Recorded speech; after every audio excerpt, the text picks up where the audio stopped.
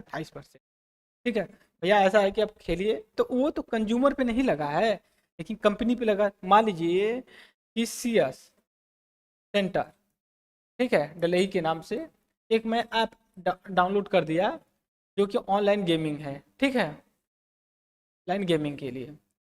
अब इसमें हमें 28% जो कि GST देना है, ठीक है, 28% GST देना है।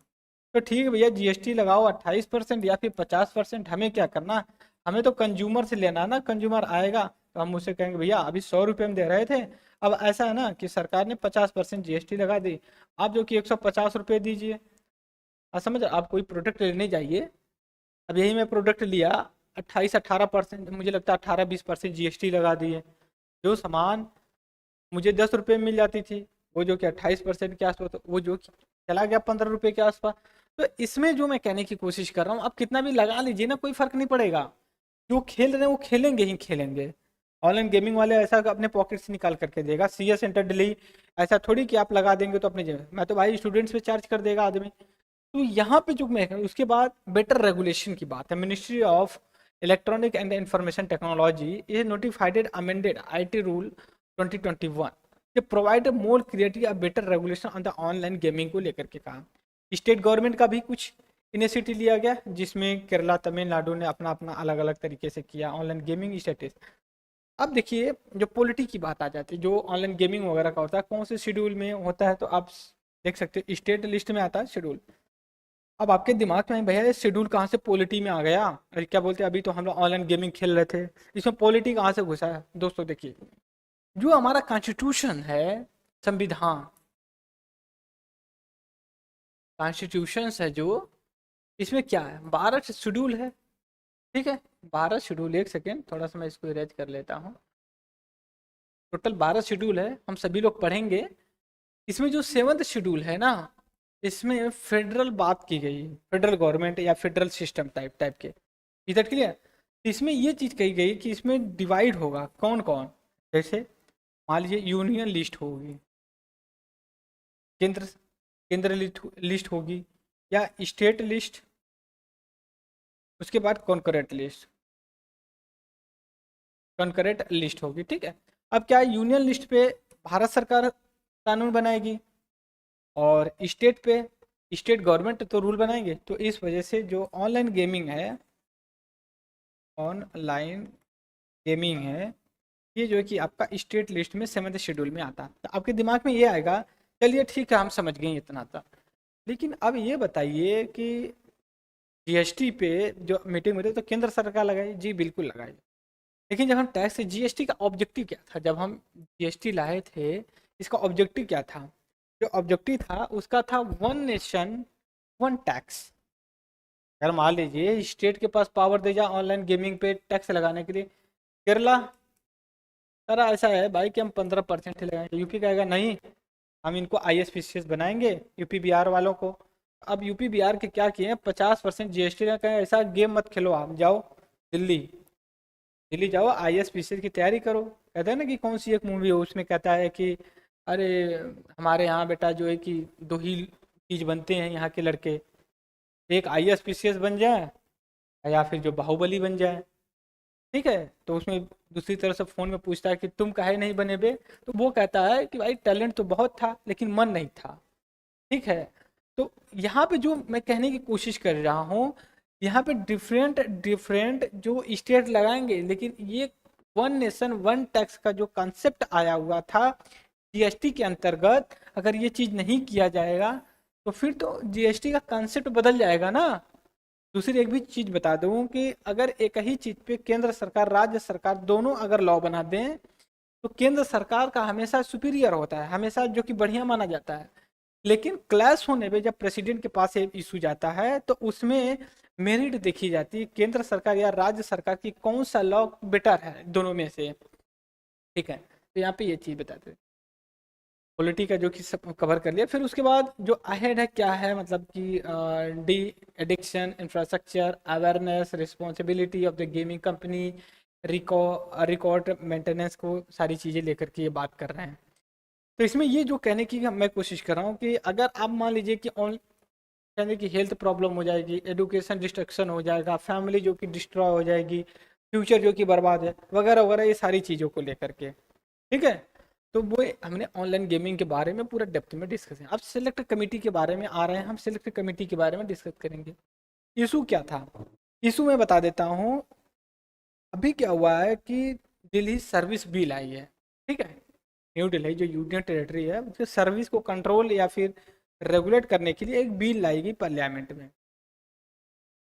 बिल में हुआ ये कि जो आप सभी को पता है कि दिल्ली में दिल्ली की जो यूनियन टेरिटरी वहाँ पे आम आदमी पार्टी की सरकार है केंद्र में, जो कि बीजेपी की गवर्नमेंट है। ठीक है, तो जब लाई गई, लॉ लाया गया यहाँ पे, और इसके बाद जो एक चड्ढा करके हैं, शायद परिणीति चोपड़ा से उनकी शादी उदी हुई है, तो इसमें वो क्या किए, एक सेलेक्ट कमेटी का डिमांड किए, और कुछ लोगों का ये कहें कि सिग्नेचर है, इनको हमें चाहते हैं कि इनको इस सेलेक्ट कमेटी में डाला जाए।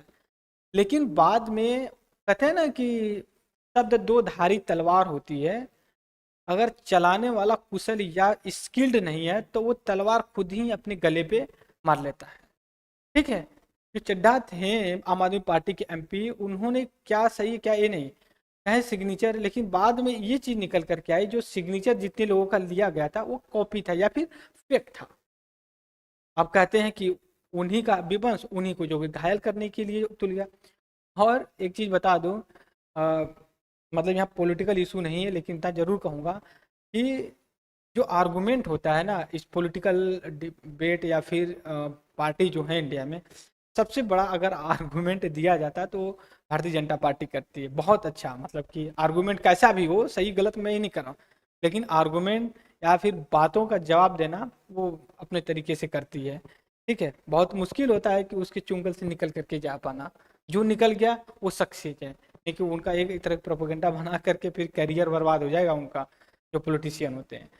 तो वहाँ पे उन्होंने सिग्नेचर लाया, तो बाद में ये लगा गया कि भाई क्या है सिग्नेचर, कैसे ये कॉपी है, उन पे जो कि प्रिविलेजेस का जो कि केस लगाया जाएगा। तो हमारे एग्जाम्स की जो पॉइंट ऑफ व्यू से इम्पोर्टेंट है, सेलेक्ट कमेटी है। हमने पार्लियामेंट कमेटी के बारे में डिस्कस भी किया है दोस्त, कि क्या होती है पार्लियामेंट कमेटी, किस तरह से काम करती है। ठीक है, standing committee, ad hoc committee, वो सारी चीज़ें हमने डिस्कस किया है।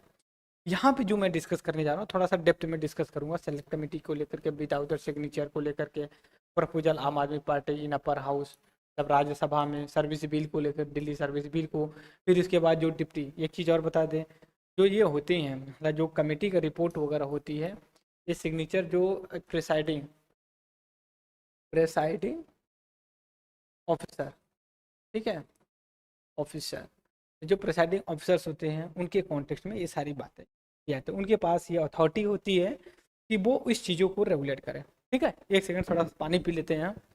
ठीक है, आप मुझे 10 सेकंड दीजिए क्योंकि गला सूखने लगता है ना।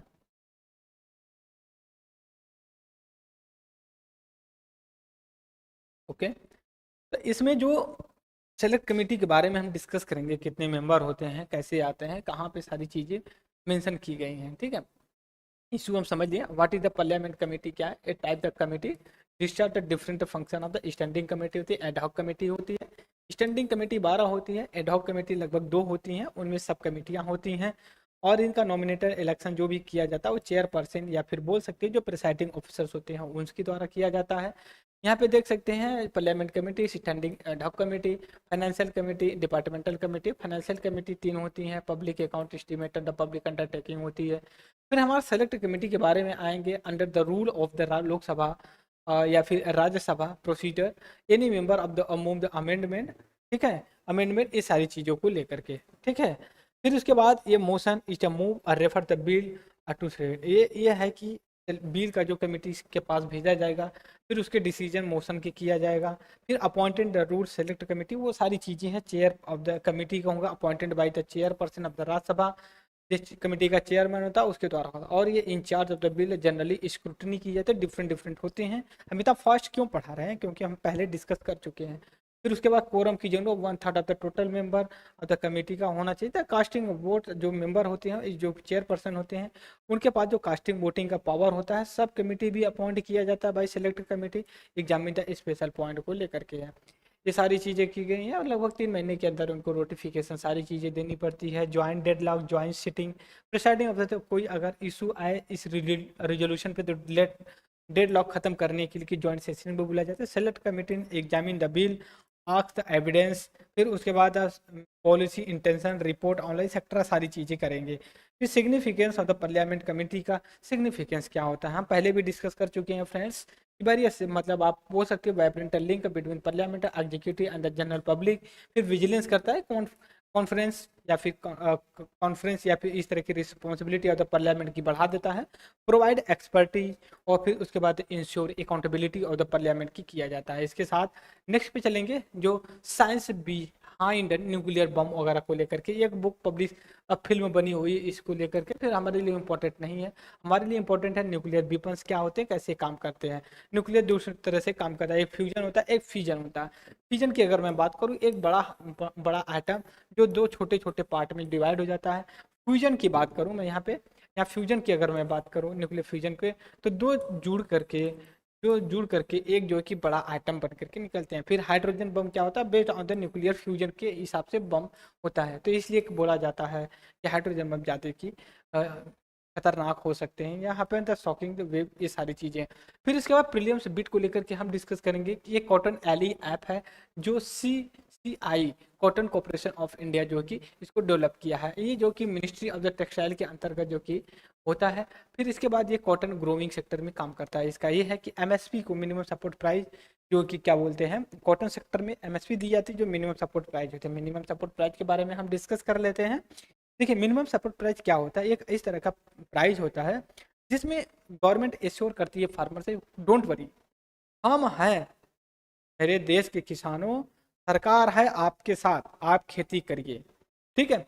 अगर मार्केट में प्राइस गिर जाती है गेहूं धान चावल जिसकी भी, उसका हम खरीदार हैं, हम खरीदेंगे, ठीक है। सपोज करिए फार्मर 100 रुपये में गेहूं 1 क्विंटल जो है कि 1 kg प्रोड्यूस करता है, गलती से मार्केट की प्राइस गिर गई, अब 50 हो गई, तो ये क्या, अगर 50 रुपये का घाटा हो, लेकिन गवर्नमेंट कहती नहीं हम 150 रुपये पे इसको खरीद लेंगे, कोई दिक्कत नहीं। हमारे स्वामीनाथन की जो कमेटी रिपोर्ट की थी उसके, तो अब हम स्ट्रक्चर देख लेते हैं कि कमेटी का जो किस तरह से काम करती है। ये तो MSP का जो कि कॉन्सेप्ट आया, MSP का कॉन्सेप्ट जब ग्रीन रेवोल्यूशन आया था फ्रेंड्स, तब से चला आ रहा है, ठीक है। ग्रीन रेवोल्यूशन पैडी और वीट के कॉन्टेक्स्ट में आया था, जब हम फूड डेफिशिएंसी में चला करते थे, हम खाने के लिए अपने प्रोड्यूस नहीं कर पाते थे, थोड़ी सी पॉपुलेशन थी। अब आप समझ सकते हो कितनी पॉपुलेशन, वर्ल्ड की टॉप में पॉपुलेशन है, हम खाते तो हैं उसके साथ दूसरे देशों का भी पेट भरते हैं, ठीक है। कितना समझ सकते हो कि इंडिया ग्रोथ किया, अगर कोई कहता है कि नहीं इंडिया ग्रोथ नहीं किया, तो I think this is not fair, ठीक है। ग्रोथ किया है और प्रपोर्शनैलिटी में, अनुपात में किया या नहीं किया डिबेटेबल है, बट ग्रोथ डेवलप हुआ है या नहीं हुआ है इसमें क्वेश्चन नहीं किया जा सकता। जहाँ पे हम फूड नहीं सफिशिएंट नहीं थे, हम दूसरे को अब दे रहे हैं। जहाँ साइंस एंड टेक्नोलॉजी के सेक्टर में, स्पेस सेक्टर में देख ही रहे, चंद्रयान 3 के सेक्टर में हम कितनी आसमान पे गए हैं।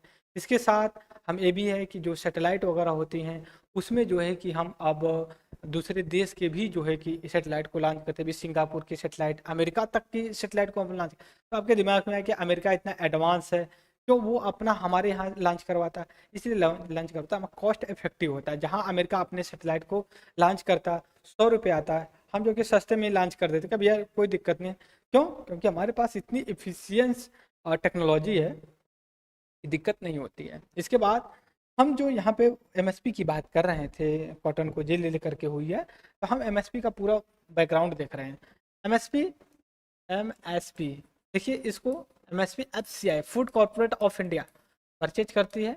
लगभग ये 23 क्रॉप पे दिया जाता है, ऑल क्रॉप पे नहीं दिया जाता, ये आप हमेशा माइंड में रखिएगा।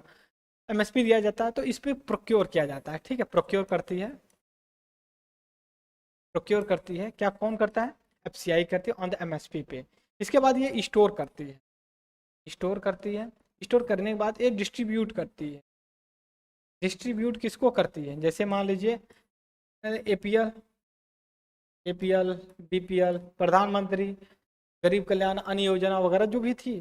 फिर उसका मिड डे मील है, ठीक है। पोषण अभियान जो बोलते हैं, आंगनवाड़ी के थ्रू प्राइमरी को स्कूल में सारी चीज़ों को दिया जाता तो करती। फिर अगर इसके बाद भी अगर ये बच जाए ना, ठीक है, बच जाए, तो ये ओपन मार्केट, ओपन मार्केट में सेल कर देती है। ओपन मार्केट का मतलब क्या है?